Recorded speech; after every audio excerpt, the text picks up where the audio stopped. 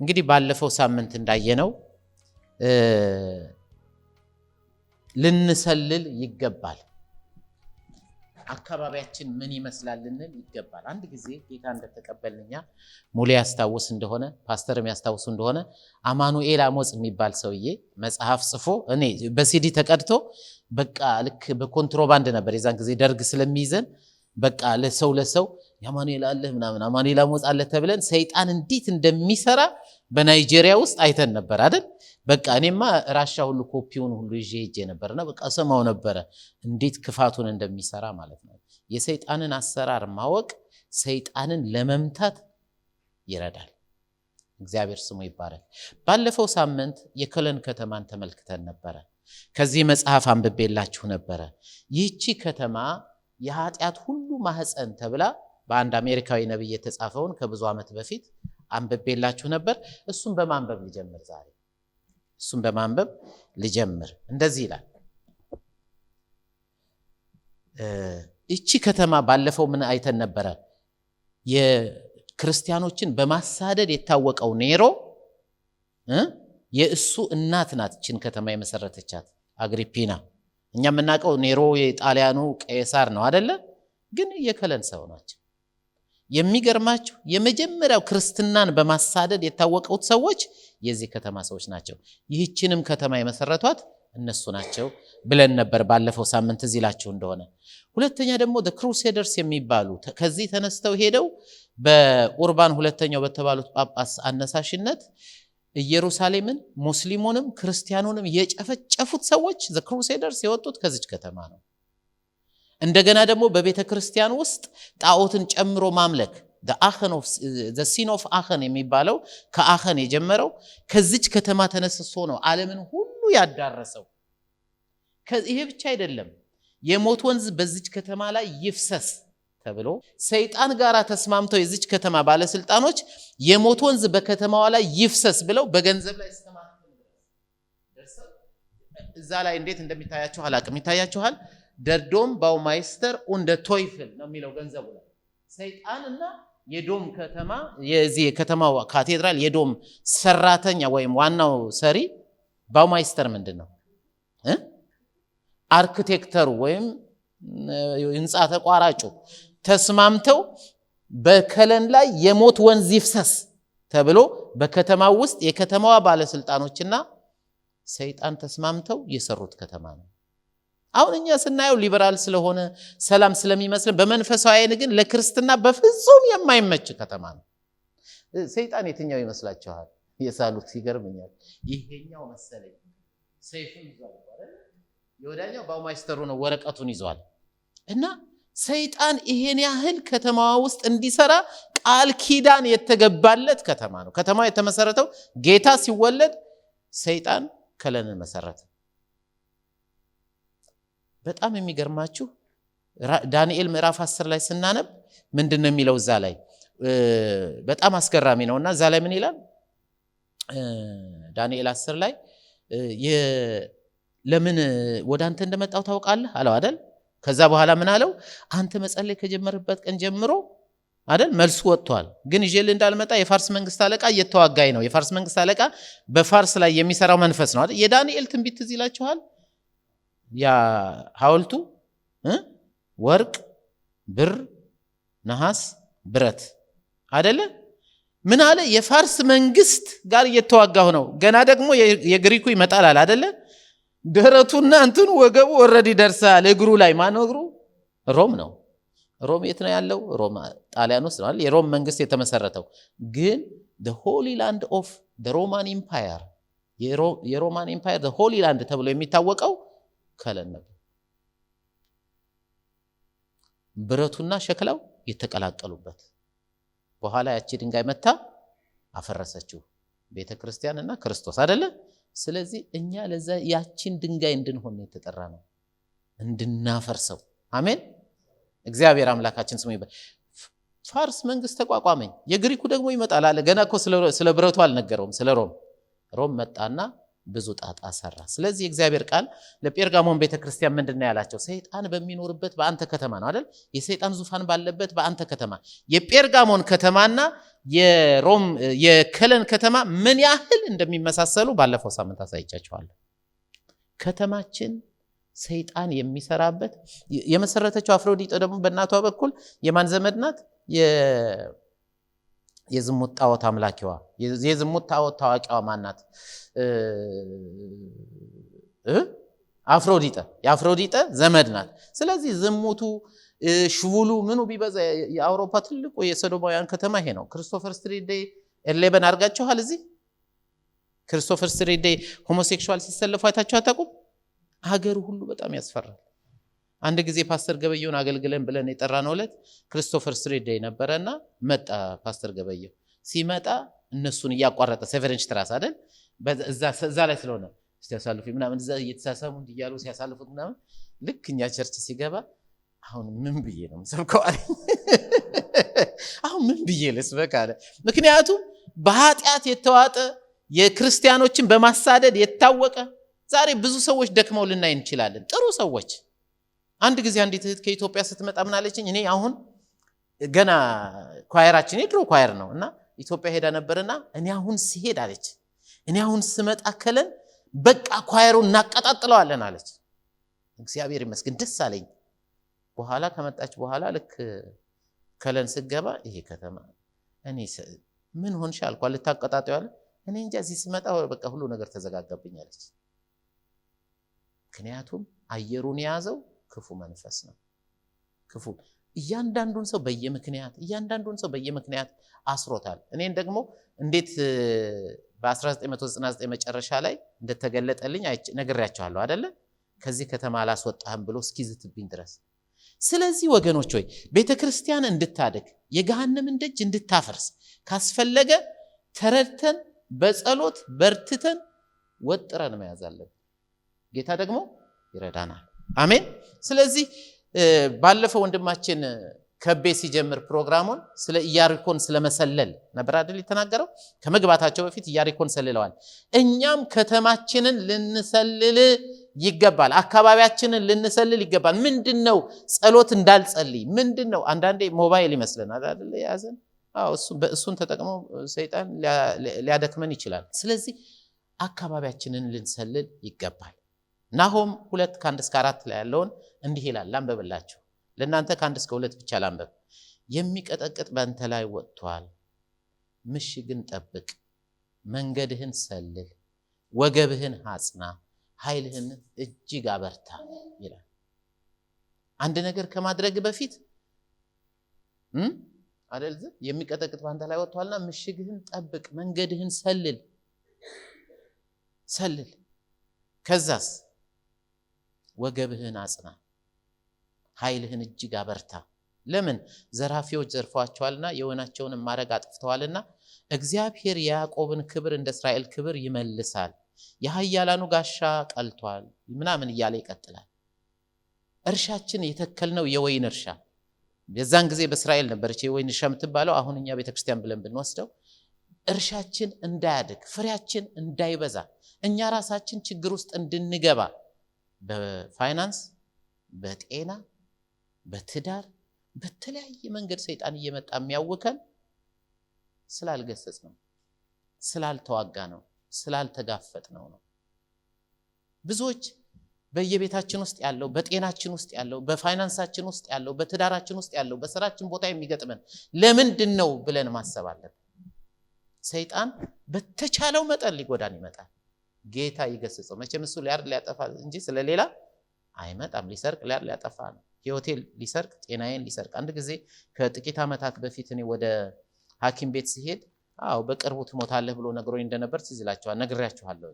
እኔ ግን አለሁ አሁን እንዲያውም 48 ኪሎ ቀንሼ በጣም ጤነኛ ሆኛለሁኝ፣ እግዚአብሔር ይመስገን። ለምን? ጌታ።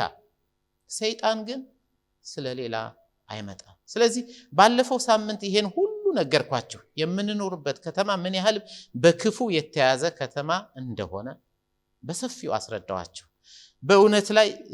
በእውነትም ይህን ጉዳይ በኢንፎርሜሽን ብቻ እንድታውቁት አይደለም፣ በእውነት እግዚአብሔር ይግለጥልን። አሜን።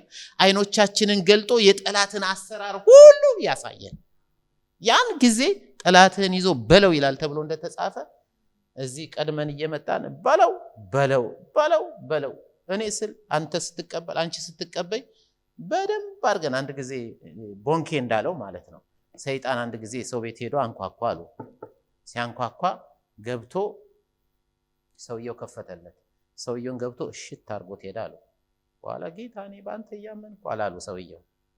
ከዛ በኋላ በሚቀጥለው ቤትህን ብትሰጠኝ እኮ ምንም እሺ ግማሽ ቤት ሰጠው። ታውቁታላችሁ አይደል? ታዲያ ጨዋታ ግማሹን ቤት ሰጠው። አሁንም ሰይጣን መጥቶ አንኳኳ። ሰውየው ከፈተ። አሁንም መጥቶ እሽት አድርጎት ሄደ። እንዴ ጌታ ሆይ ቤቴን ከሰጠኝ፣ አይ የሰጠኝ እኮ አንዲት ክፍል ብቻ ነው፣ ሙሉ ቤትህን ስጠኝ አለው አሉ። በሚቀጥለው ቀን እሺ ቢያንስ ግማሹን ወደ መኝታ ቤቴ ሳይሆን ያኛውን ልስጠዋልና ለጌታ ሰጠው። ሰይጣን መጥቶ አንኳኳ። እንደለመደው ከፈተ። እንደለመደው አሽቶት ሄደ።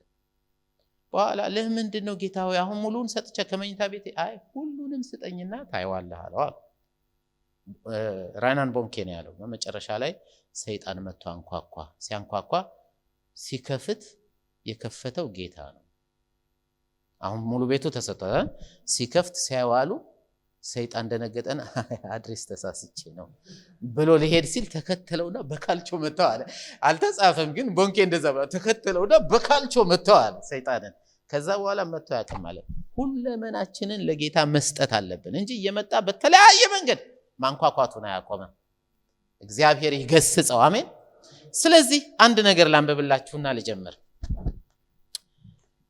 ቅድም ያልኩትን as the birthplace of the mother of the first Roman persecutor of the church የሮማውያን ክርስቲያኖችን የሚያሳድደው የሱ የመጀመሪያው እናት የተወለደችበት the crusaders የመስቀል ጦረኞች የሚባሉ የዘመቱበት the Christians persecution of the Jew ማለት አይሁዶችን በማሳደድ የሆሎኮስት መጀመሪያው እዚህ ነው ብያችኋለሁ አይደል?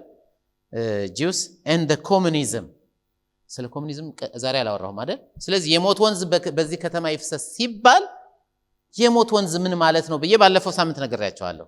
የሞት ወንዝ የተባለው ኮሙኒዝም ነው። ኮሙኒዝምን የመሰረተው ማን ነው? ካርል ማርክስ ነው። የት ነው የመሰረተው? ከለን ውስጥ ነው። የት ነው ያነበበው?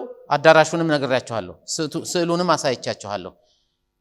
ስለዚህ በከለን ምክንያት የሞተው ህዝብ በዓለም ጦርነት ከሞተው ይበልጣል ይላል መጽሐፍ።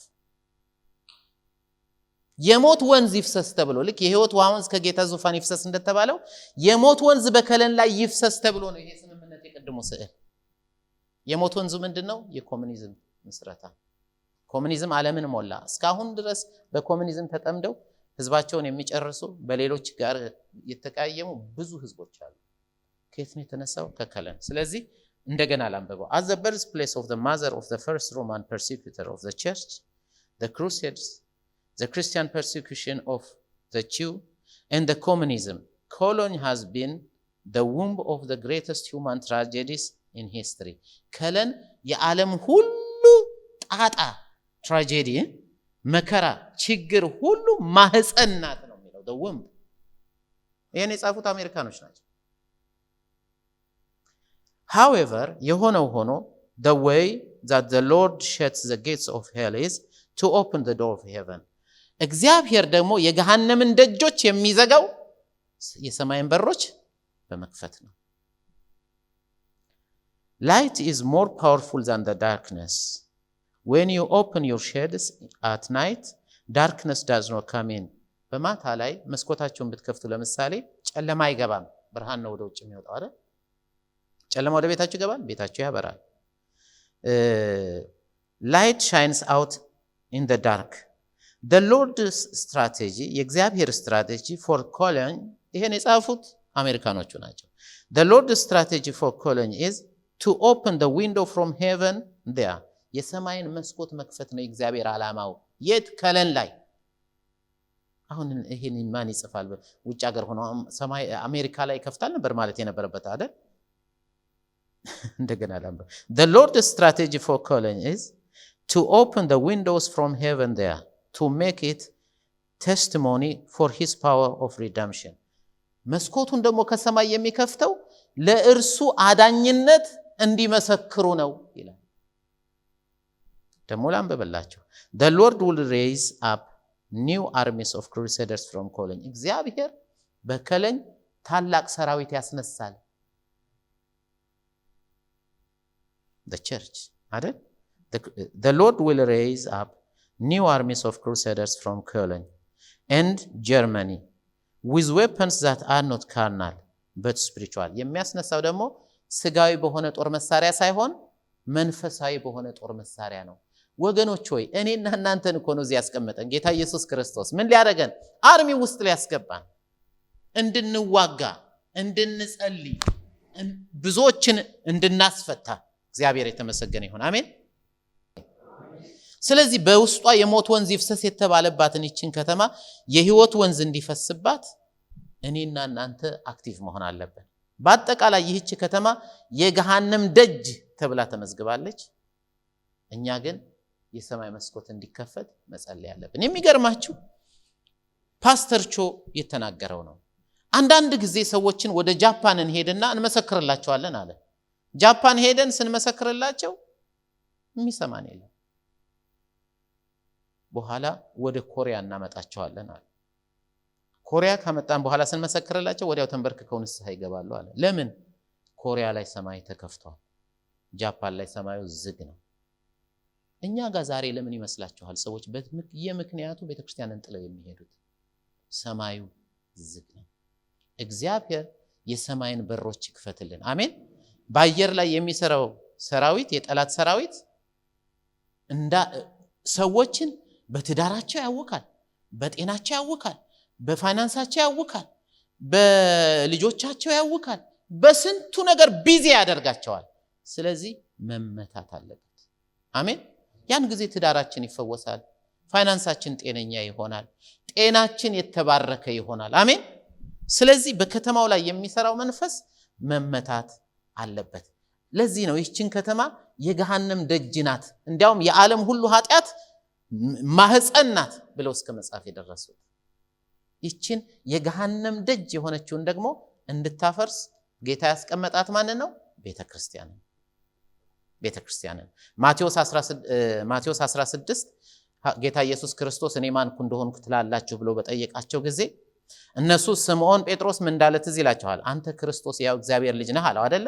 ኢየሱስም መልሶ እንዲህ አለው፣ የዮና ልጅ ስምዖን ሆይ በሰማያት ያለው አባቴ እንጂ ሥጋና ደም ይህን አልገለጠልህም አለውና እኔም እልሃለሁ አንተ ጴጥሮስ ነህ፣ በዚህች ዓለት ላይ ቤተክርስቲያኔን እሰራለሁ፣ የገሃነም ደጆችም አይችሏትም። የኛ ቤተክርስቲያን የገሃነም ደጆች አይችሏትም። እኛን እንጂ ኃይላችን ትንሽ የመሰለን፣ ኃይላችን በጣም ኃይለኛ ነው። እኛ ለብዙ ነገሮች ለኛ እንዳልኳችሁ ለጤናችን፣ ለገንዘባችን፣ ለትዳራችን ካልኩትን በላይ ለከተማው ብዙ የተያዙትን ነፃ ለማውጣት ለማስፈታት። ዛሬ እኮ ትንሽ አንዳንድ ጊዜ ፈረስን የሚያስሩት አይታችሁ እንደሆነ ካውቦዮች አያስሩትም። ይሄዱና የሚፈልጉት ቤታቸው ሲደርሱ የሆነ እንጨት ላይ ገመዱን ጠምጠም ያደርጉታል አይደለ? እሱ የታሰረ መስሎት ቆሞ ይውላል አይደል? እኛ ልክ እንደዛ ሆነናል። ወረደ ጌታ ይቅር ይበለኝ። አሜን። ጌታ ይቅር ይበለኝ። ምክንያቱም የታሰርንበት ገመድ እንኳን ጠንካራ አይደለም፣ ግን ታስረን በየቤታችን ተቀምጠናል። በጌታ በኢየሱስ ስም መበጠስ ሲገባን ልክ እንደዚያ ያንዳንዶቻችን ምክንያታችን በጣም ጥቂት ናት። ጥቂት ምክንያት። አንድ ጊዜ ራሻ ውስጥ እያለሁኝ ዛሬ እስቲ እንገናኝና እንጸልይ አለኝ። ወንድም ተርላ ይባላል። አይ እኔ ዛሬ ሙድ የለኝም አልኩት። ሙድ የለኝም አለኝ። አረሰውም። ሙድ የለኝም? አዎ የለኝም አልኩት። ክርስቲያን ከመቼ ወዲህ ነው ሙድ የለኝም የሚለው አለኝ። ክርስቲያን ሙድ የለኝም አይልም። እችን ቮካብለሪ ካፌ ውስጥ ያጠፋት ተድላ ነው። ጓደኛዬ ነው። እዚህ ሀገር መጥቶ እንዲያውም በቅርቡ ጠይቆኛል ልጁን ይዞ። አሁን አሜሪካ ነው የሚኖረው። ክርስቲያን ሙድ የለኝም አይልም ብሎ አንዳንዶቹን ነገሮች አረሳም። አንድ ጊዜ የሆነ ቀልድ አወራሁና አዲስ አበባ ዩኒቨርሲቲ ውስጥ እያለሁኝ ከዩኒቨርሲቲ ህብረት ጋር አንድ ወንድም ምን አለኝ፣ ጌታ ምስክሬ ነው አያንጽም አለኝ። እኔ ቀልድ አውርቼ ስቃሉ ስል አያንጽም አለኝ። ሲሪየስ ሆኖ ነው። አሁን እስቲ እናንተ ቀልድ አውሮና አያንጽም ልበላችሁ፣ አታናግሩኝም ሁለተኛ። እሱ አያንጽም ሲለኝ ኩምሽሽ አልኩኝ። ከዛ ወዲህ አላስፈላጊ ቀልድ አላወራም። መጫወት ወዳለሁ፣ መሳቅ ወዳለሁ፣ ማሳሳቅ ወዳለሁ። በተረፈ ግን ይሄ እንትን ጆክ ላውራችሁ በቃ አናቴን ነው ያለኝ። እግዚአብሔር ይባርከው። አሜን። አያንጽም።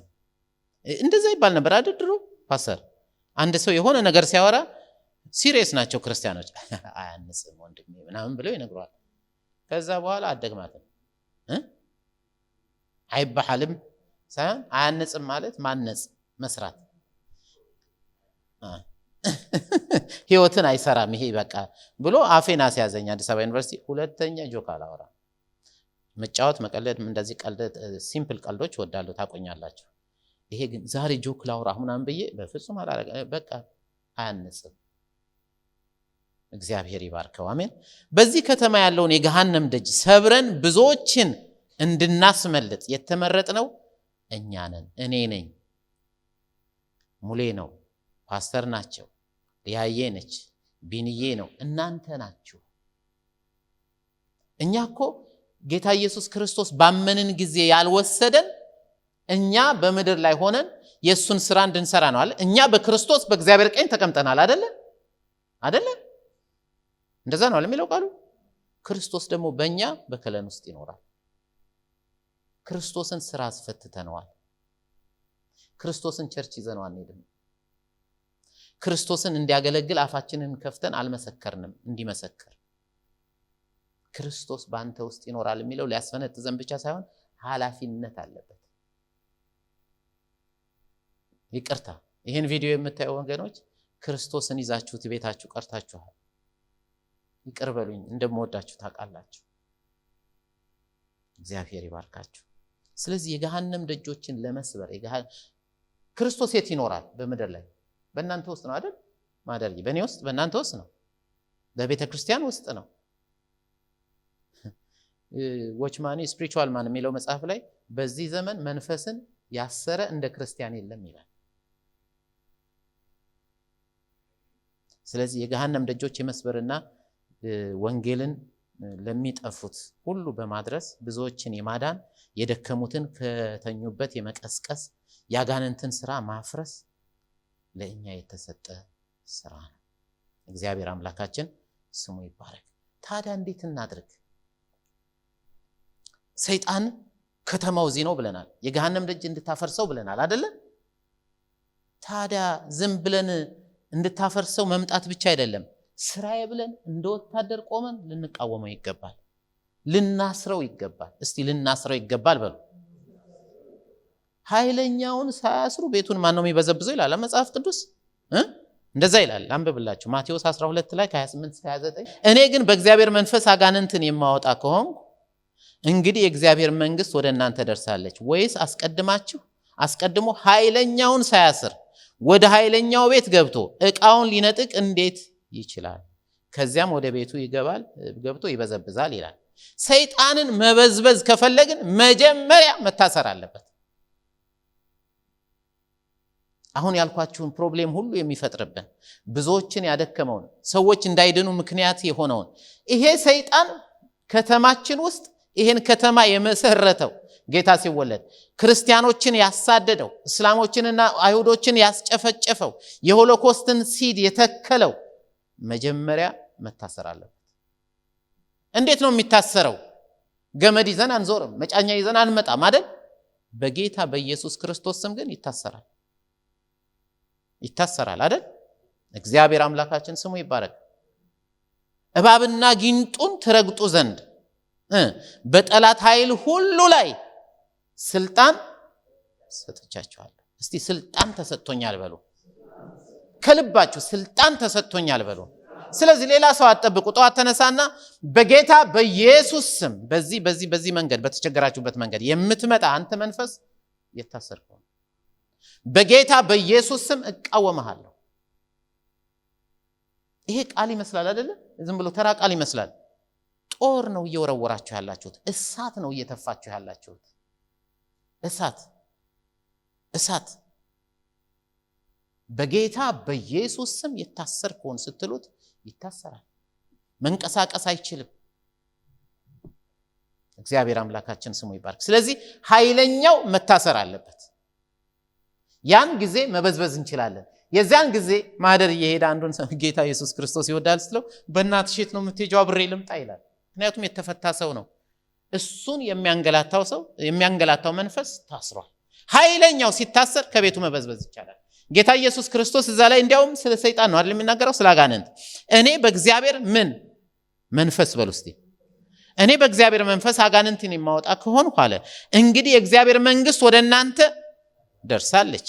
ከዛስ ኃይለኛው መጀመሪያ መታሰር አለበት። እነሱ በቤልዜቡል ነው ምናምን አሉ። ቤልዜቡል ማለት ምን ማለት ነው? ግን የዝንቦች ንጉስ ማለት ነው። ስሙ ትክክለኛ ቃሉ የዝንቦች አለቃ፣ የዝንቦች ንጉስ ማለት ነው። እንደ ዝንብ ቢዞር ክፉ ነገሩን ለማድረግ ቢዞር በጌታ በኢየሱስ ስም ከታሰረ የትም አይደርስም።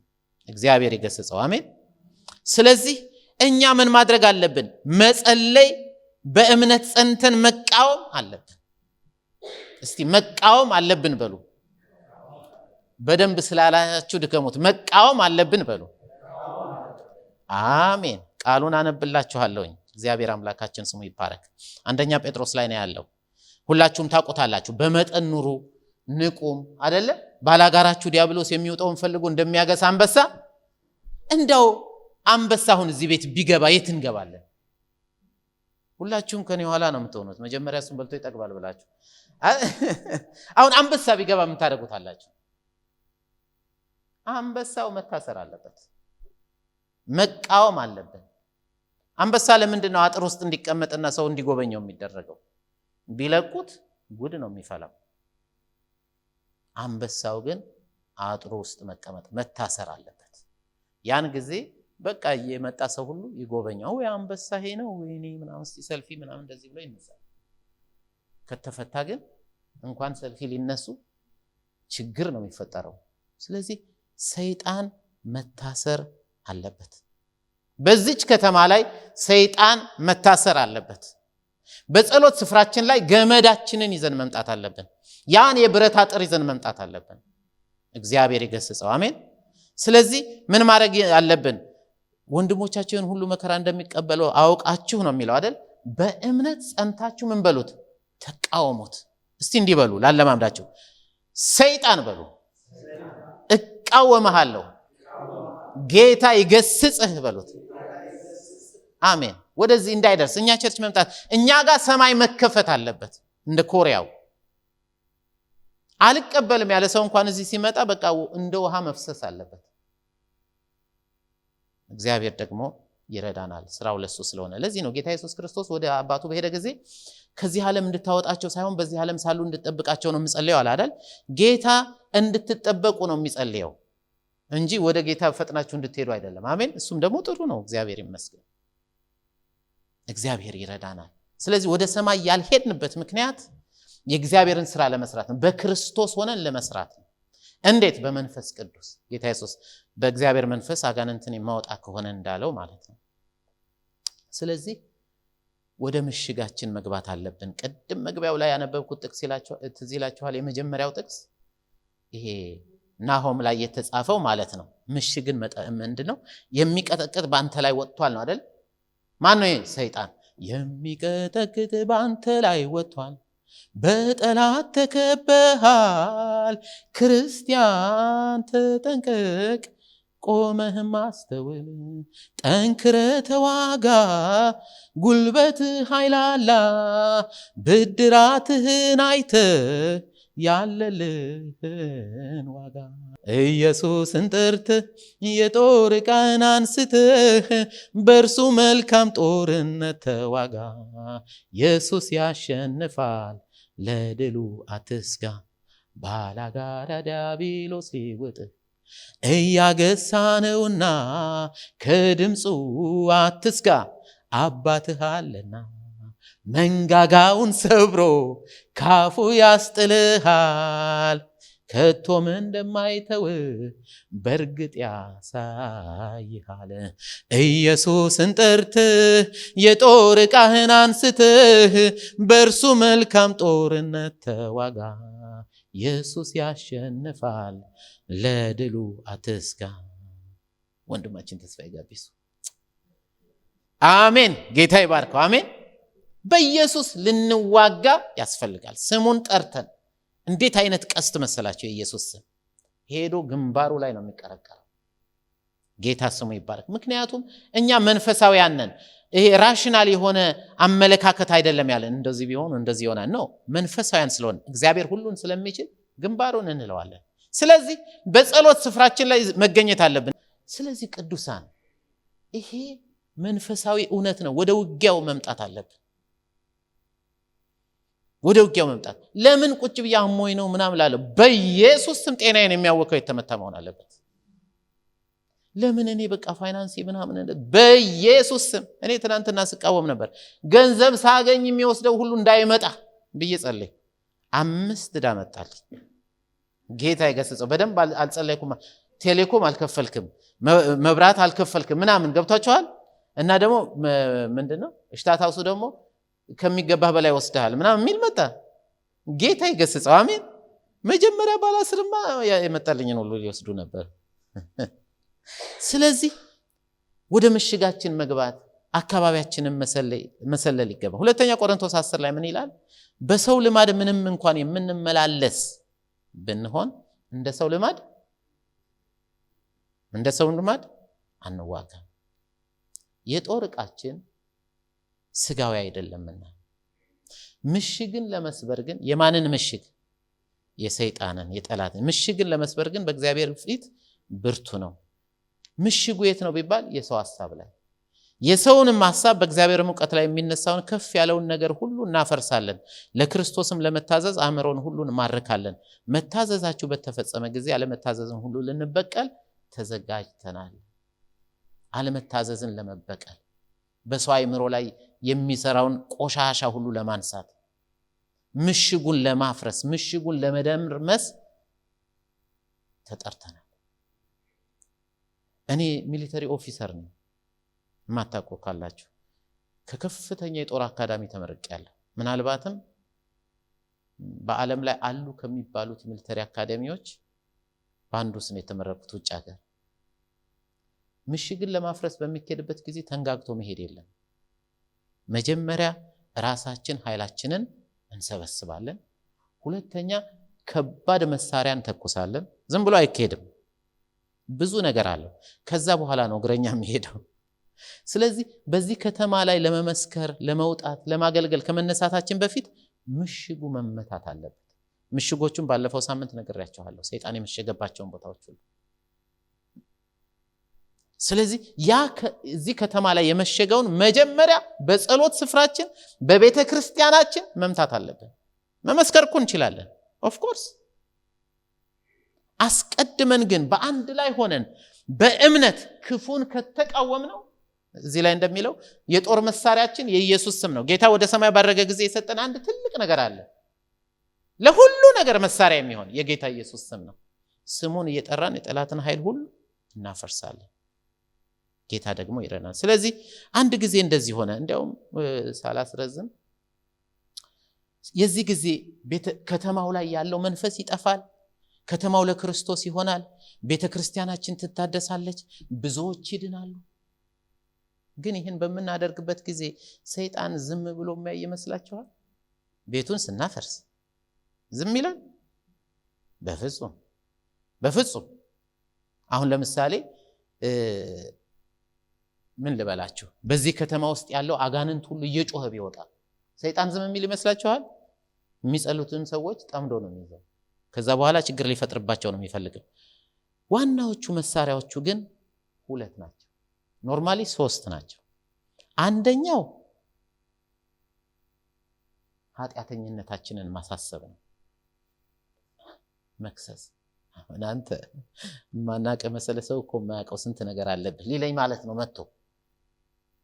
ሁለተኛው ማስፈራራት ነው፣ ታቆማታለህ። ሶስተኛው መሸንገል ነው። አንተ እኮ ጥሩ ሰው ነህ ምን አለፋህ ምናምን።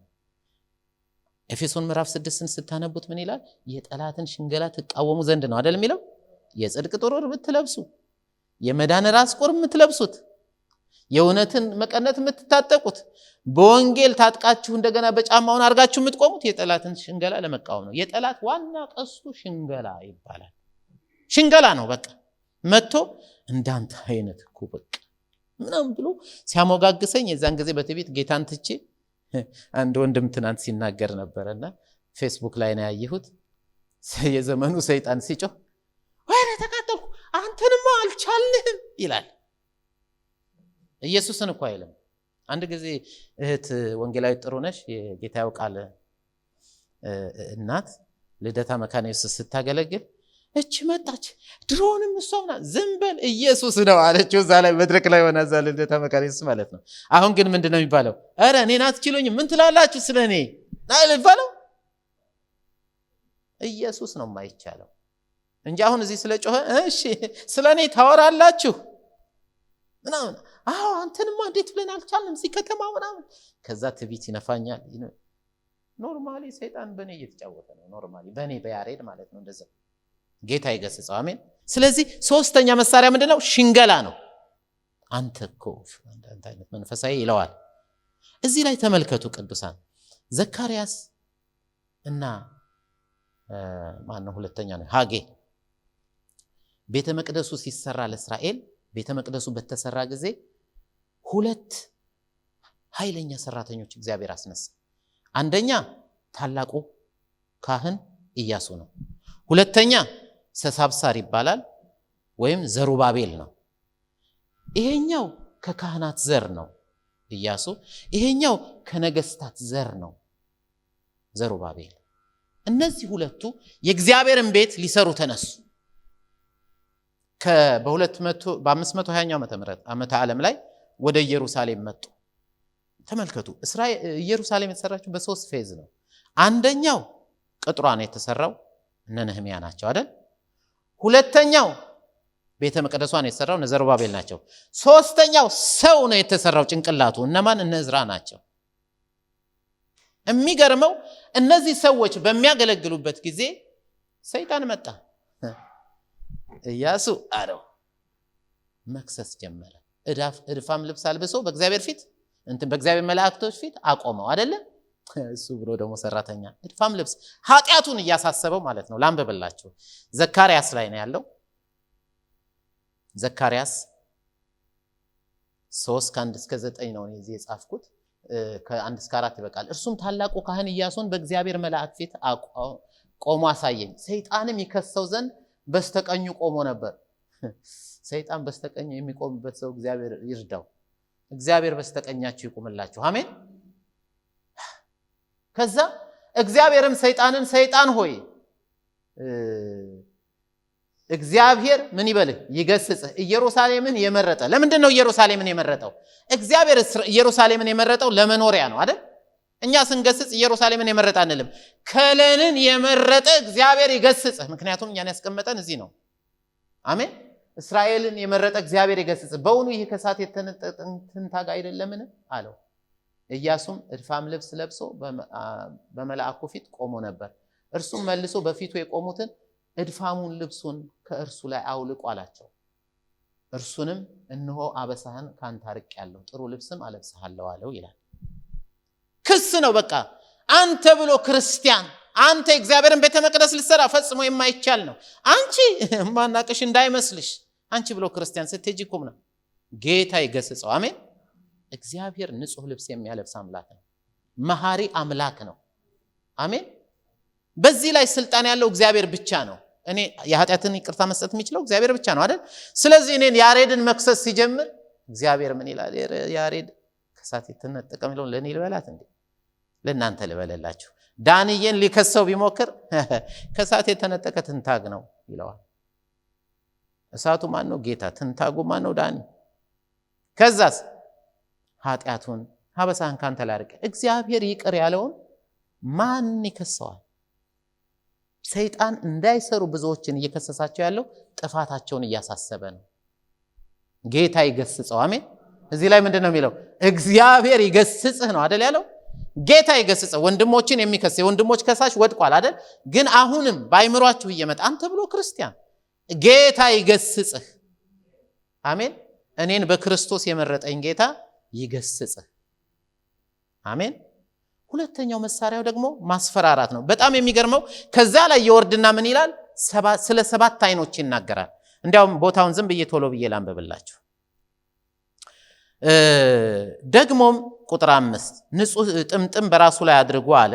እነርሱም በራሱ ላይ ንጹህ ጥምጥም አደረጉ። የዛን ጊዜ ጥምጥም ለክህነት ስለሆነ ወደ አገልግሎቱ መለሰው። ልብስንም አለበሱት፣ የክህነት ልብሱን ለበሰ። የእግዚአብሔርን መልአክ በፊቱ በአጠገቡ ቆሞ ነበር። የእግዚአብሔር መልአክ በኢያሱ እንዲህ ሲል አዳኘበት፣ ወይም መከረው ወይም ነገረው እንደማለት ነው። የሰራዊት ጌታ እግዚአብሔር እንዲህ ይላል፣ በመንገዴ ብትሄድ፣ ለማን ነው? ለኢያሱ። ትእዛዜም ብትጠብቅ፣ በቤቴ ላይ ትፈርዳለህ፣ አደባባዮቼንም ትጠብቃለህ። ጭራሽ ተሾመ። ከዚህም ከቆሙት ከእነዚህ ጋር መግባትን እሰጥሃለሁ። ዛሬ አንድ ወንድም መጥቶ የሚከሰስ ከሆነ ጌታ ይቅር ስላለው ከእኛ ጋር ሆኖ ማገልገል ይችላል። አሜን። ይምጡ፣ ደስ ይለናል። ከዛ በኋላ ታላቁ ካህን ኢያሱ ሆይ ስማ፣ በፊት የሚቆሙትን ባልንጀሮችህ ለምልክት የሚሆኑ ሰዎች ናቸውና ይስሙ። እናንተ ወገኖች ዛሬ ስሙ።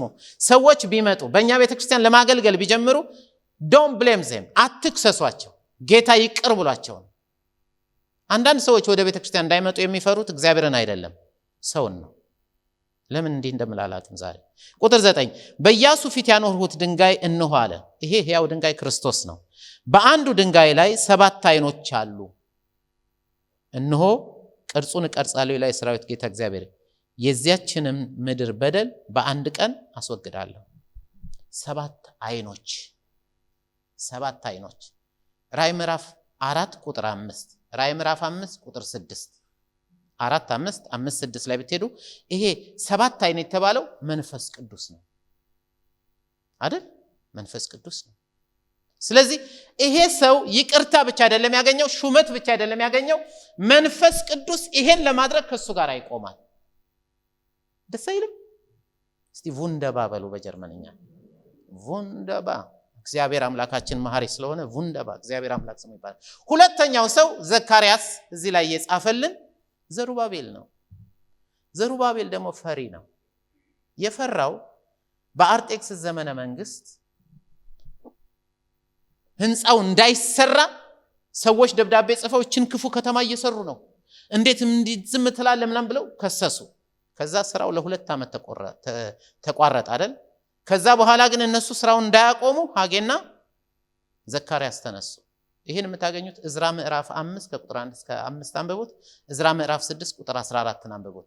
በነብዩ ሐጌና በነብዩ ዘካርያስ ትንቢት ሰሩ ነው አይደል የሚለው። የሚገርማችሁ ምንድነው ያሉት? እሱ ፈርቷል፣ አቁሙ ተብሏል። ከዛ እግዚአብሔር ነቢያቱን አስነሳ። ኖ አታቁሙ፣ ስሩ። ከዛስ አንድ ችግር ቢገጥመንስ? ተንተናይና ዘርቡዘናይ የሚባሉ 2 ሰዎች ተነሱ። ያሬድ ብቻ ነው እነዚህ ሰዎች ስም ያቀል ነበር እንትና አዴው እና ተንተናይና ዘርቡዘናይ እንደገና ደብዳቤ ጻፉ። በዚህ አጋጣሚ ግን እነሱ እየሰሩ ነበረ። የማን ተነሳ? ቄሮስ ተነሳ። ጭራሽ ተንተናይና ዘርቡዘናይ ከሳሾቹን ለቤተ መቅደሱ የሚያስፈልግ ድንጋይና እንጨት አቅርቡ ተብሎ ጭራሽ መስሪያውን ተሸክመው መምጣት ጀመሩ አይደለ? እንደዛ እንዳይሰራ ሲቃወሙ የነበሩትን የእግዚአብሔር መንፈስ መጣና ምን አረጋቸው? እንጨት ተሸካሚ፣ ድንጋይ ተሸካሚ፣ የቤተ መቅደሱ ሰራተኛ አረጋቸው። ይሄ ሰው ግን ፈርቶ ነበር። ማን?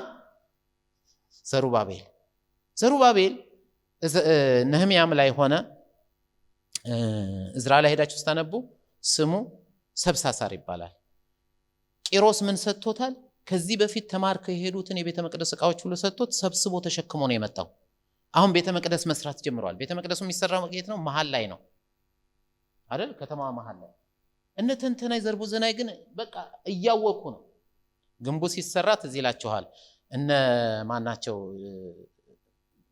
እነ ነህምያን ያስቸገሩት እነ ሰንባላጥ፣ እነ ተንተናይ ደግሞ ቤተ መቅደሱ እንዳይሰራ። እኛ ከለንን ያለችውን ቤተክርስቲያን እስቲ እንሰራለን በሉ። እስቲ እንሰራለን በሉ። በእውነት እንሰራለን። ስንሰራ ግን ሰይጣን ዝም ብሎ አያይም። ስለዚህ እግዚአብሔር እንዲህ አለው ለዘካርያስ ማለት ነው። መልሶም ለዘሩባቤል የተባለ እግዚአብሔር ቃል ይሄ ነው፣ በመንፈሴ እንጂ በኃይልና በብርታት አይደለም ይላል የሰራዊት ጌታ እግዚአብሔር። ታላቁ ተራራ ሆይ አንተ ምንድነህ? በዘሩባቤል ፊት ደልዳላ ሜዳ ትሆናለህ። ሰዎችም ሞገስ ይሁንለት ብለው እየጮሁ እርሱ መደምደሚያውን ድንጋይ ያወጣል ብሎ ተናገረኝ። ዝም ብዬ ልቀጥል እስከታች ተናገረኝ። የእግዚአብሔርም ቃል ወደ እኔ እንዲህ ሲል መጣ። የዘሩባቤል እጆች ይህን ቤት መሰረቱ፣ የእርሱም እጆች ይፈጽሙታል። የሰራዊት ጌታ እግዚአብሔር ወደ እናንተ እንደላከኝ ታውቃላችሁ። የጥቂቱን ቀን ነገር የናቀ ማን ነው? አሜን። እዛ ላይ ምን ይላል? የጥቂቱን ቀን ነገር የናቀ ማን ነው? በትንሹ መስሎት ዘሩባቤል ድሮውንም የጀመር ነው ምናምን ሐጌ ትዝ ይላችሁ እንደሆነ የቀደመውን መቅደስ ያስታወስ አይደል? በቀደመው ክብሩ ሳለ ይሄን መቅደስ ያየ ማን ነው ምናምን እያለ በሉ ሂዱና ጭራሮ ሰብስባችሁ ነው ያለው አይደል? እግዚአብሔር ግን ይገኝበታል። ስለዚህ ጥቂት በሚመስልም ነገር ቢሆን ዘሩባቤል አንተ አይደለህም የምትሰራው፣ በመንፈስ እንጂ በኃይልና በብርታት ጦር አይደለም የማቆምልህ፣ መንፈስ ነው የምሞላህ ነው ያለው። መንፈስ ይሙላባችሁ። አሜን በሉ። መንፈስ ይሙላባችሁ። የዛን ጊዜ ሁሉን ነገር ማሸነፍ ትችላላችሁ። ምን ብልያችኋለሁ? አንደኛ መክሰስ፣ ሁለተኛ ማስፈራራት። እዚህም ላይ ሲጨርስ ምን ይላል? ቁጥር 10 የጥቂቱን ቀን ነገር የናቀ ማን ነው ይልና እነዚህ ሰባቱ ደስ ብሏቸው በዘሩባቤል እጅ ትንቢት ያያሉ። እነዚህም በምድር የሚዘዋወሩ የእግዚአብሔር አይኖች ናቸው። አሁንም የእግዚአብሔር አይኖች ማን ናቸው? ራዕይ ምዕራፍ 4:5 ራዕይ ምዕራፍ 5:6 የእግዚአብሔር መንፈስ ነው። ኢያሱ ክሱን አሸንፎ የሚሰራው በእግዚአብሔር መንፈስ፣ ዘሩባቤል ፍርሃቱን አሸንፎ የሚሰራው በእግዚአብሔር መንፈስ። ሶስተኛው ሰይጣን የሚያስፈራራበት ሽንገላ ነው ብያችኋለሁ አይደል? ጌታ ይገስጸውና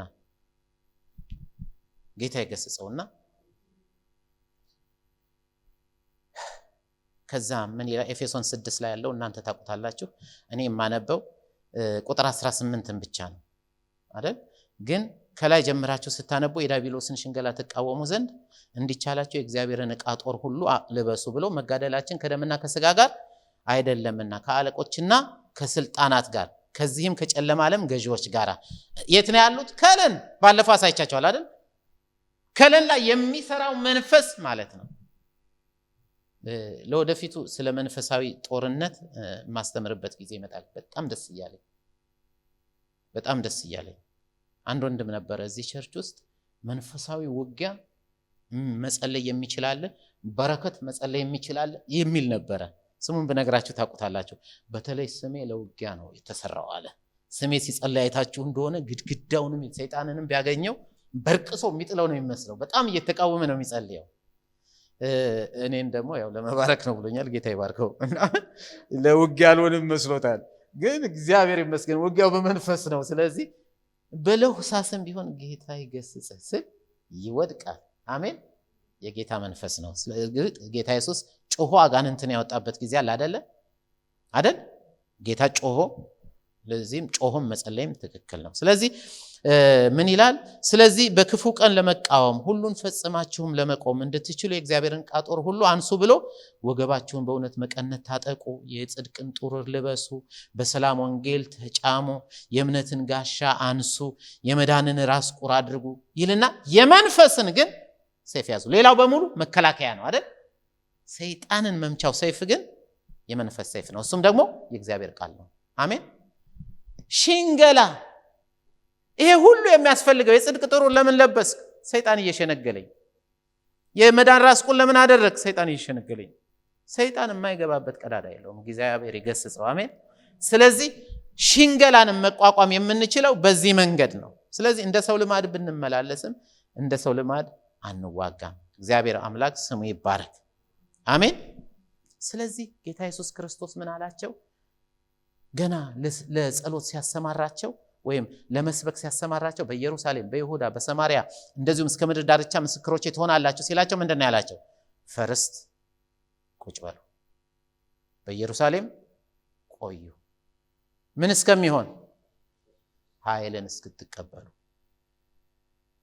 ስለዚህ ቅዱሳን ኃይል የምትቀበሉት በጸሎት ስፍራችሁ፣ ኃይል የምትቀበሉት ቃሉን ስታነቡ፣ ኃይል የምትቀበሉት ከቅዱሳን ጋር ህብረትን ስታደርጉ ነው።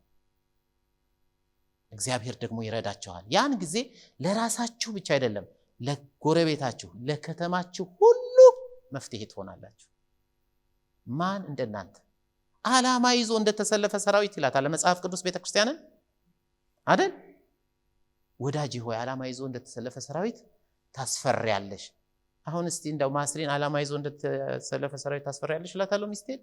የትዳር ጓደኛውን ታስፈሪያለሽ አይልም። ይሄኛው ግን ዓላማ ይዞ እንደተሰለፈ ሰራዊት ታስፈሪያለሽ ይላታል። መኃልየ ማናት? ቤተክርስቲያን። ዓላማ ይዞ የተሰለፈ የሚያስፈራው ያንተ ሰራዊት ጠላትን ሁሉ እያሸነፈ በአንተ መሪነት ቀንና ሌሊት ባህር ተሻግሮ በምድረ በዳ ጊንጡን ጊንጡ ማን ነው? ሰይጣን። ጊንጡን ረጋግጦ ጥቂቱም ሕዝብ ካንተ ጋር በዝቶ ርስቱን ጨበጠ ከብዙ በልጦ ሕዝብን አበዛ አይደል? ግን ጥቂት ሕዝብ ነበረ። ሕዝብ እንዲበዛ ጦርነትን ለመዋጋት ዓላማ ይዞ እንደተሰለፈ ሰራዊት ተነሱ።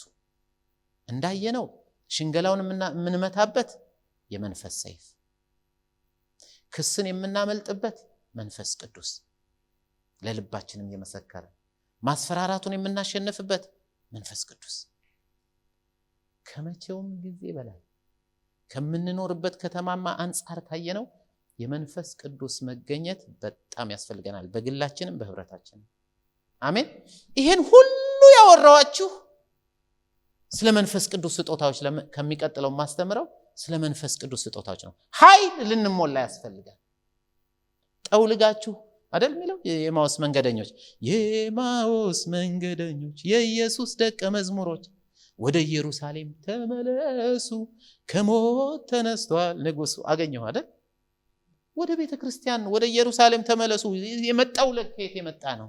እነሱ ግን እንደዚህ የጠውለጋችሁ ስትሄዱ የምታወሩት ምንድነው ሲላቸው፣ አንተ አልሰማህም እንዴ በኢየሩሳሌም የነበረ በስራና በቃል ብርቱ የነበረ ነብይ ያሉ ስለ ጌታ ይነግሩታል አይደል? ይሄ ጠውለገ ክርስትና የመጣው በመንፈስ ቅዱስ። ራሳችሁ ጨርሱት።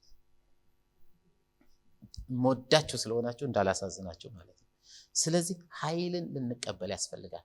እንዲያውም አሁን የምንሄድበት ኮንፈረንስ ዋና አርዕስቱ ኃይልን የመቀበል ኮንፈረንስ ነው የሚለው አይደል? አርዕስቱ ኃይልን የማደስ እንዴ! በጣም አሪፍ ነው። እንዲያውም አድሰን ነው የምንመጣው። ከለን ስንገባ በሰልፍ ዓላማ ይዞ እያለ ነው የምንገባው።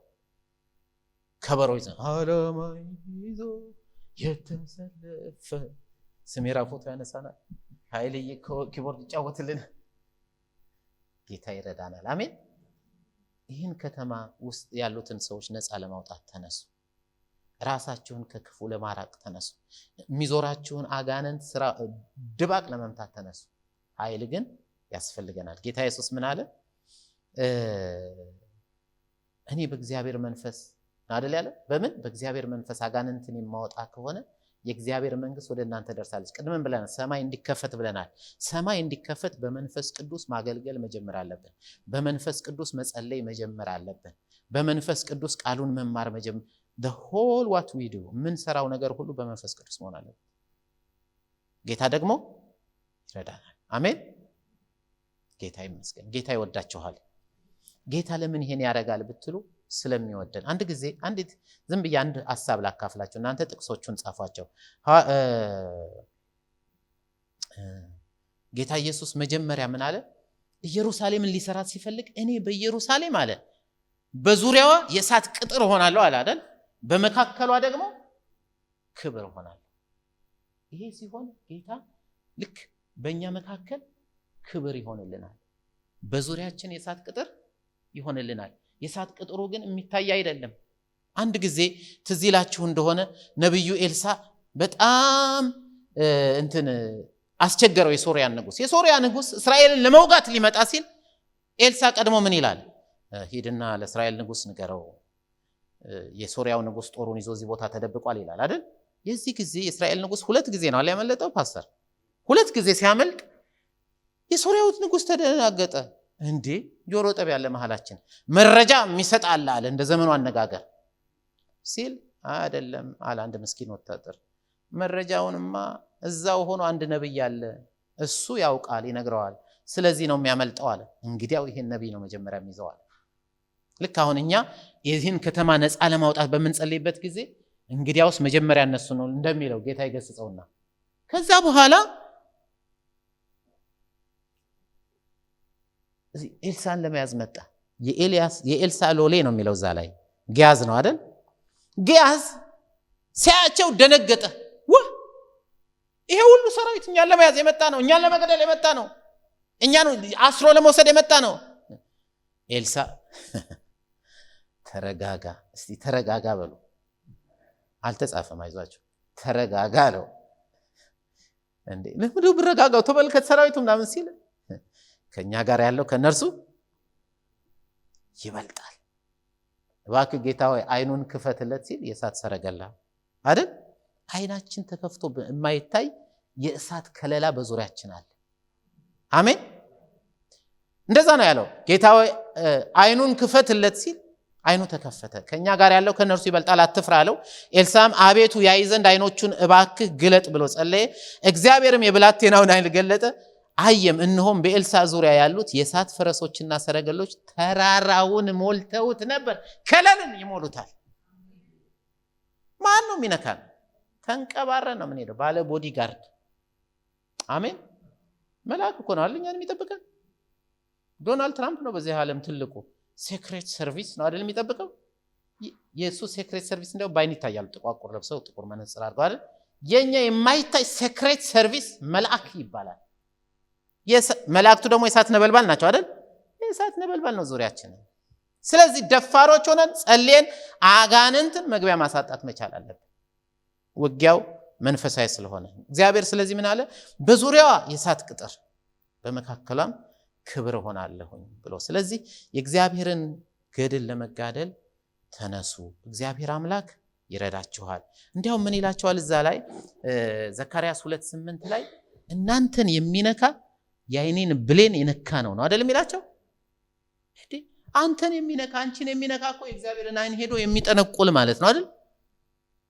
ሰይጣን ይታያቸው የጌታን አይን ሊጠነቁል ሲሄድ ይጠንቁለውና እግዚአብሔር ይገስጸው። አሜን። ስለዚህ አንተ እኮ በእግዚአብሔር ዘንድ ታላቅ ጥበቃ ያለ ሰው ነህ። እግዚአብሔር ይመስገን።